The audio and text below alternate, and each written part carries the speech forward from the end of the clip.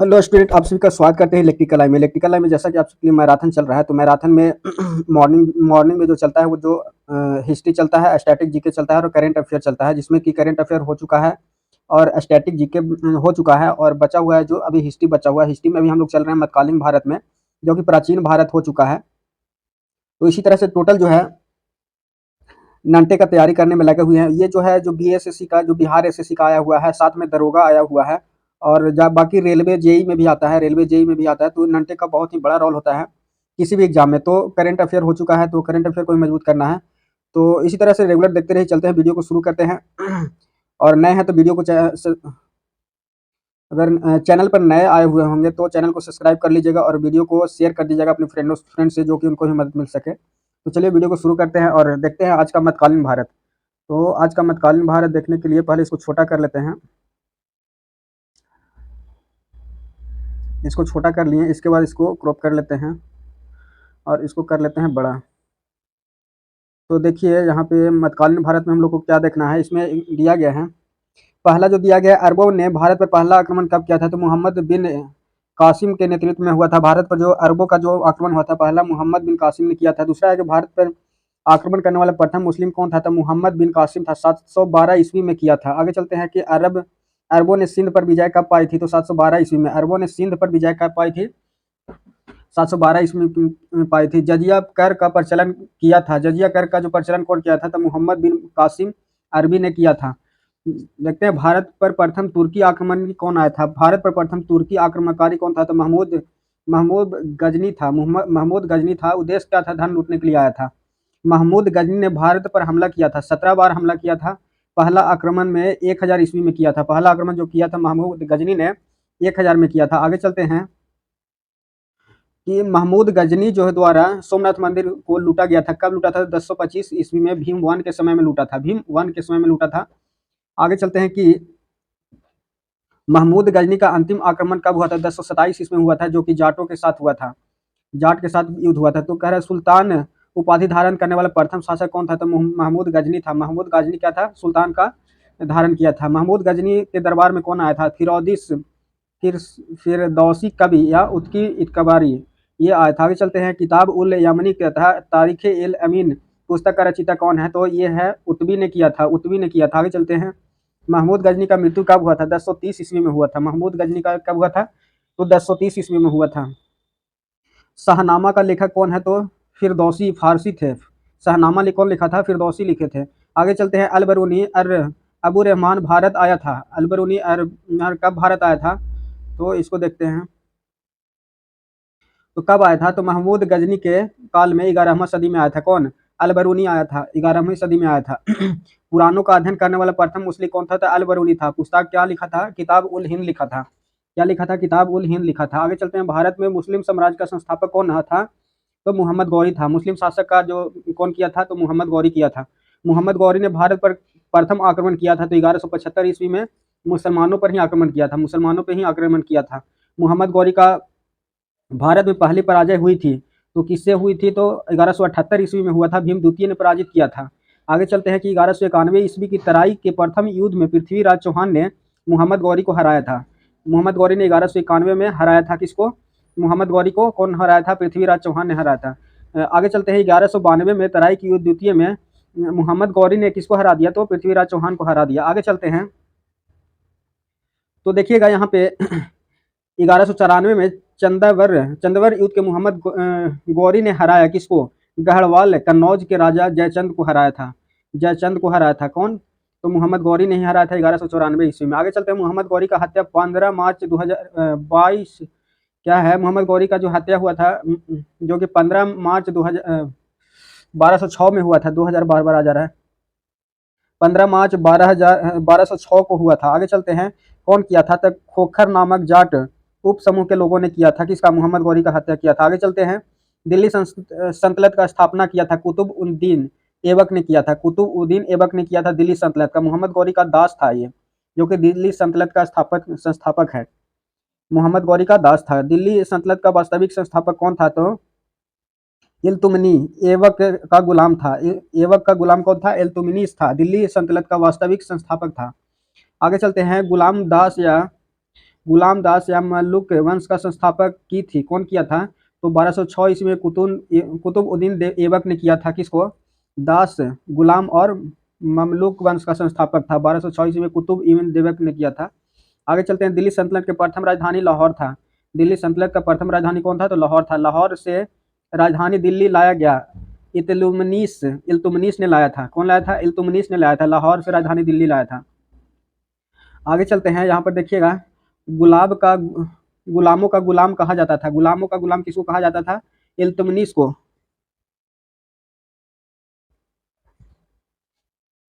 इल्तुतमिश को गुलामों का गुलाम कहा जाता था। आगे चलते हैं।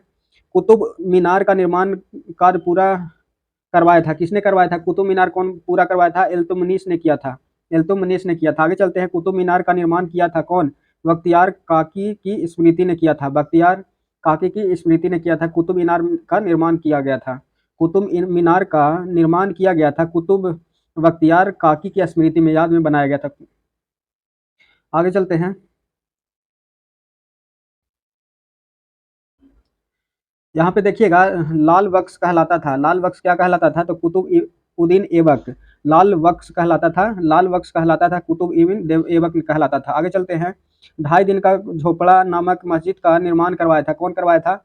ऐबक ने अजर ने करवाया था। ऐबक ने अजमेर में करवाया था। अजमेर में करवाया था 2.5 दिन का झोपड़ा।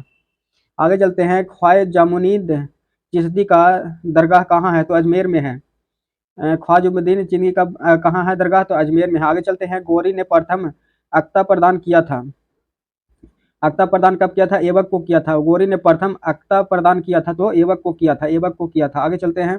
कुतुबउद्दीन ऐबक का मृत्यु 1210 ईस्वी में हुआ था। चौगन पोलो खेलते समय घोड़ा से गिरकर मृत्यु हुआ था। चौगन एगो पोलो खेलते समय कुतुब इब्न ऐबक का मृत्यु हुआ था 1210 ईस्वी में। आगे चलते हैं।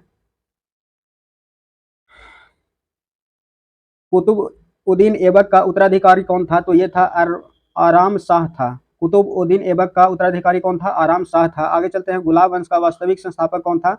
इल्तुतमिश था। गुलाम वंश का जो संस्थापक था कौन था? इल्तुतमिश था। आगे चलते हैं। इक्ता प्रथा का शुरुआत कब हुआ था? इल्तुतमिश ने किया था। इक्ता प्रथा का क्या किया था? शुरुआत किया था, इल्तुतमिश ने किया था। आगे चलते हैं। तुर्काए चिल्गानी का गठन इल्तुतमिश ने किया था। तुर्काए चिल्गानी का गठन कौन किया था? इल्तुतमिश ने किया था। आगे चलते हैं। शुद्ध अरबी सिक्के चलवाया। शुद्ध अरबी सिक्के चलवाया कौन चलवाया? तो इल्तुतमिश ने चलवाया था। शुद्ध अरबी सिक्के कौन चलवाया था? इल्तुतमिश ने चलवाया था। आगे चलते हैं।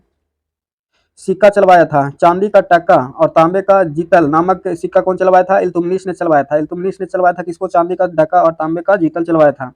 आगे चलते हैं। मंगोल शासक चंगेज खां तेमुचीज ने भारत पर आक्रमण किया था। कब? इल्तुतमिश के समय में किया था। आगे चलते हैं। इल्तुतमिश ने बिहार में अपना प्रथम सूबेदार बनाया था। बिहार में जो सूबेदार बनाया था, किसको बनाया था? मलिक जानी ऐबक के स्थान पर। मलिक जानी ऐबक के स्थान पर बनाया था। इल्तुतमिश ने बिहार के अपना प्रथम सूबेदार बनवाया था। इल्तुतमिश ने बिहार में अपना प्रथम सूबेदार बनवाया था मलिक जानी को एवाज के स्थान पर। आगे चलते हैं। जो कि भारत का प्रथम मुस्लिम महिला शासिका कौन बनी थी? तो रजिया सुल्तान। रजिया सुल्तान बनी थी, इल्तुतमिश के पुत्री थी। रजिया सुल्तान कौन थी? तो इल्तुतमिश की पुत्री थी। आगे चलते हैं। रजिया ने विवाह किया था। किससे किया था? तो अल्तुनिया से किया था। रजिया सुल्तान किससे शादी किया? तो अल्तुनिया से किया था। आगे चलते हैं। रजिया का हत्या 1240 में कैथल ने डाकू ने किया था। डाकू ने कर दिया था। रजिया का हत्या 1240 में कैथल में डाकू ने कर दिया था। आगे चलते हैं। वल्लवन का पूरा नाम क्या है? वल्लवन का पूरा नाम क्या है? गयासुद्दीन बलवन। गयासुद्दीन बलवन है। आगे चलते हैं। बलवन का वास्तविक नाम क्या है? बहाउद्दीन। बहाउद्दीन था बलवन का रियल नाम। आगे चलते हैं। बलवन ने अपने पुत्र का विवाह किया था। बलवन ने अपने पुत्र का विवाह किससे किया था? 1249 ईस्वी में ने नासिर उद्दीन महमूद से किया था। 1249 ईस्वी में बलवन ने किया था। यहाँ पे देखिए, टोपी सिकरी अपनी जीवन निर्वाह करने के लिए सुल्तान था। किसका? तो नसरुद्दीन महमूद से। टोपी सिकरी अपना जीवन निर्वाह करने वाला सुल्तान था, नासिर उद्दीन महमूद था। आगे चलते हैं। बलबन को उगुल खान की उपाधि प्रदान किया था। बलबन को उगुल खान का जो उपाधि प्रदान किया था, किसको? नासिर उद्दीन महमूद को। नासिर उद्दीन महमूद ने किया था। आगे चलते हैं। लौह एवं रक्त की नीति अपनाई थी। कौन किया था? तो बलबन ने किया था। लौह और रक्त की नीति अपनाया था बलबन ने। आगे चलते हैं, फारसी त्योहार नवराज का आरंभ किया था, नवराज का बलबन ने ही किया था। फारसी त्योहार नवरोज कौन चालू करवाया था? बलबन ने करवाया था। बलबन ने करवाया था फारसी का त्योहार नवरोज को। दिन ए अर्ज का स्थापना बलबन ने करवाया था। दिन ए अर्ज का स्थापना कौन करवाया था? बलबन ने कराया था। दिन ए अर्ज का स्थापना बलबन ने करवाया था। सिजदा पैबोस में प्रथम लागू किया गया था बलबन। आगे चलते हैं, अमीर खुसरो दरबारी कवि थे, किसके थे? तो बलबन के ही थे। अमीर खुसरो जो दरबारी कवि किसके थे? बलबन के। आगे चलते हैं, भारत का तोता कहा जाता है अमीर खुसरो को। भारत का तोता कहा जाता है अमीर खुसरो को। आगे चलते हैं, राज्य सिद्धांत का पहला संस्थापक कौन था? बलबन था। राजस्व सिद्धांत का संस्थापक कौन था? तो बलबन था। आगे चलते हैं, गुलाम वंश का अंतिम शासक कौन था? तो शहाबुद्दीन कैमूर था। गुलाम वंश का अंतिम शासक कौन था? शहाबुद्दीन कुमर्स था। आगे चलते हैं, खिलजी वंश राजधानी किलोखरी की स्थापना कहाँ हुआ था? तो जलालुद्दीन फिर खिजली ने करवाया था। खिलजी वंश का स्थापना कौन किया था? तो जलालुद्दीन फिरोज खिलजी ने करवाया था, खिलजी वंश का संस्थापक का। आगे चलते हैं, दक्षिण भारत में प्रथम आक्रमण हुआ था, तो किसके बारे में? जलालुद्दीन फिरोज खिलजी के शासन में दक्षिण भारत पर आक्रमण हुआ था। आगे चलते हैं, यहाँ पे देखिएगा, फिरोज खिलजी का हत्या कौन करवाया था? तो अलाउद्दीन खिलजी ने करवाया था। फिरोज खिलजी का हत्या कौन करवाया था? तो अलाउद्दीन खिलजी ने करवाया था। आगे चलते हैं, कहते हैं अलाउद्दीन खिलजी का बचपन का नाम क्या था? अल गुरसप, अली या गुरसप नाम था। आगे चलते हैं कि अलाउद्दीन खिलजी का सेनापति कौन था? तो मलिका फारूक था, मलिका कारूफ था। अलाउद्दीन खिलजी का सेनापति कौन था? तो मलिक कारूफ था। आगे चलते हैं कि हजार दिनार कहलाता था, हजार दिनार क्या कहलाता? मलिका काफूर कहलाता था। आगे चलते हैं, सिकंदर ए सानी अर्थात द्वितीय सिकंदर का उपाधि कौन धारण किया था? तो अलाउद्दीन खिजली ने किया था। सिकंदर का दूसरा जो धारण कौन किया था? अलाउद्दीन खिजली ने किया था। आगे चलते हैं, तीसरा लाइन में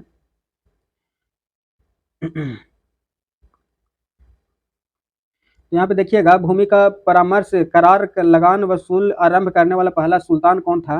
तो भूमि पर वसूली करना कौन शुरू किया था? तो अलाउद्दीन खिजली ने किया था। अलाउद्दीन खिजली ने किया था भूमि पर पैमाइश कराकर।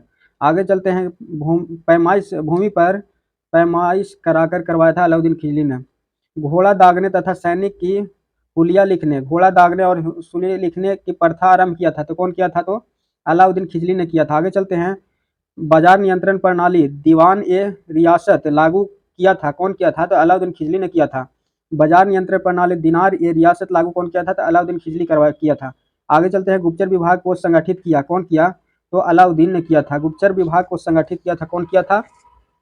तो अलाउद्दीन ने किया था। आगे चलते हैं, अलाई दरबार और हौज एक खास का निर्माण करवाया था, कौन करवाया था? तो अलाउद्दीन खिजली करवाया था।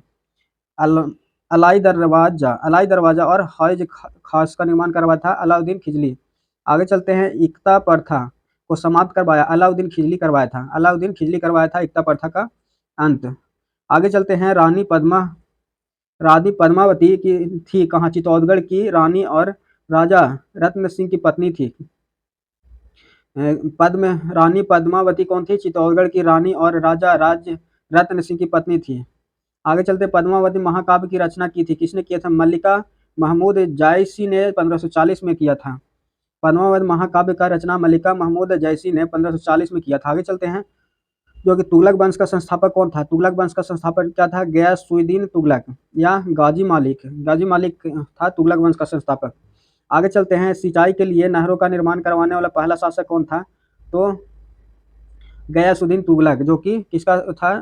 तुगलक वंश का संस्थापक था। आगे चलते हैं, तुगलकवाद नगर का निर्माण गाजी उपाधि धारण करने वाला सुल्तान गयासुद्दीन था। तुगलक नगर निर्माण तथा गाजी उपाधि कौन किया था? गयासुद्दीन किया था। आगे चलते हैं, तुगलकनामा लेखक कौन करवाया था? तो अमीर खुसरो करवाया था। तुगलकनामा लेखक कौन करवाया था? अमीर खुसरो करवाया था। आगे चलते हैं, तो यहाँ अमीर खुसरो के गुरु कौन थे? तो निजामुद्दीन औलिया। निजामुद्दीन कौन थे? औलिया थे अमीर खुसरो का गुरु। आगे चलते हैं, महमूद बिन तुगलक का पूरा नाम क्या था? जूना खां। जूना खां नाम था किसका? मोहम्मद बिन तुगलक का नाम क्या था? जूना खां था। आगे चलते हैं, सनकी पागल सुल्तान कहलाता था, कौन कहलाता था? महमूद बिन तुगलक कहलाता था, सनकी सुल्तान। आगे चलते, भारत में सर्वप्रथम संकेत मुद्रा प्रचालित हुआ था, मोहम्मद बिन तुगलक के शासनकाल में। प्रथम सांकेतिक मुद्रा हुआ था कौन? मोहम्मद बिन तुगलक के में। कृषि विभाग के लिए दीवाने अमीर एक को ही विभाग की स्थापना कौन करवाया था? तो मोहम्मद तुगलक करवाया था। कृषि विकास के लिए दीवाने एक खुसरो का मोहम्मद तुगलक करवाया था। आगे चलते अपनी राजधानी दिल्ली से दौलताबाद देवगिरी में लाया था कौन? तो मोहम्मद बिन तुगलक लाया था। आगे चलते हैं। इब्न बतूता मोरक्को यात्रा भारत आया था, कब आया था? तो मोहम्मद बिन तुगलक के समय 1333 ईस्वी में आया था। इब्न बतूता कितना कब में आया था? 1333 में आया था। इब्न बतूता के अपने यात्रा वृत्ति लिखा था। बुक का नाम क्या था? किताब उल रहेल ग्रंथ, जो कि अरबी भाषा में था। इब्न बतूता ने बुक लिखा था अरबी भाषा में, किताब उल रहे ग्रंथ लिखा था। आगे चलते हैं। यहाँ पे देखिए विजयनगर एवं बहनी राज्य की स्थापना कौन करवाया था? विजयनगर और बहनी राज्य का स्थापना कौन करवाया था? तब मोहम्मद बिन तुगलक शासन काल में हुआ था। आगे चलते हैं। मोहम्मद बिन तुगलक को उत्तराधिकारी बनाया तो कौन बनाया? तो फिरोज तुगलक चचेरा भाई। मोहम्मद बिन तुगलक का उत्तराधिकारी बना कौन? फिरोज तुगलक चचेरा भाई बना। आगे चलते हैं। जो कोई ब्राह्मणों पर जजिया कर कौन लगाया? तो फिरोज तुगलक ने लगाया। ब्राह्मणों पर जजिया कौन लगाया? तो फिरोज तुगलक ने लगाया। आगे चलते हैं। दीवान ए खैरात स्थापित हुआ कब? फिरोज तुगलक के समय में हुआ था। आगे चलते हैं। सिंचाई कर हक ए सर्व लागू करने वाला दिल्ली का पहला सुल्तान कौन था? तो फिरोज तुगलक था। सिंचाई पर हक ए सर्व लागू करने वाला दिल्ली का पहला सुल्तान कौन था? फिरोज तुगलक था। आगे चलते हैं। फिरोज तुगलक के द्वारा स्थापित दार उल सुल्फ था, क्या था? एक खैरात अस्पताल था। खैरात अस्पताल का नाम क्या था? फिरोज तुगलक स्थापित किया था। दार उल साफ का नाम लिखा था उसमें। आगे देखते हैं। जैनपुर नगर बसाया कौन बसाया? तो फिरोज शाह तुगलक ने बसाया था। जौनपुर नगर को फिरोज शाह तुगलक ने बसाया था। आगे चलते हैं। भारत का सिराज कौन है? तो जौनपुर है। भारत का सिराज जौनपुर को कहा जाता है। तुगलक वंश का अंतिम शासक कौन था? तो अंतिम शासक नसीरुद्दीन था। कौन था? नसीरुद्दीन था। आगे चलते हैं। तुगलक वंश का अंतिम शासक नसीरुद्दीन था। आगे चलते हैं। मोहम्मद इस समय 1398 में मुगलों के शासक तैमूर ने भारत पर आक्रमण किया था। आगे चलते हैं। सैयद वंश का संस्थापन कौन था? खीजा खां था। आगे चलते हैं। सैयद वंश का अंतिम शासक कौन था? आलम शाह था। सैयद वंश का अंतिम शासक कौन था? तो आलम शाह था। आगे चलते हैं। लोधी वंश का संस्थापक कौन था? बहलोल लोधी था।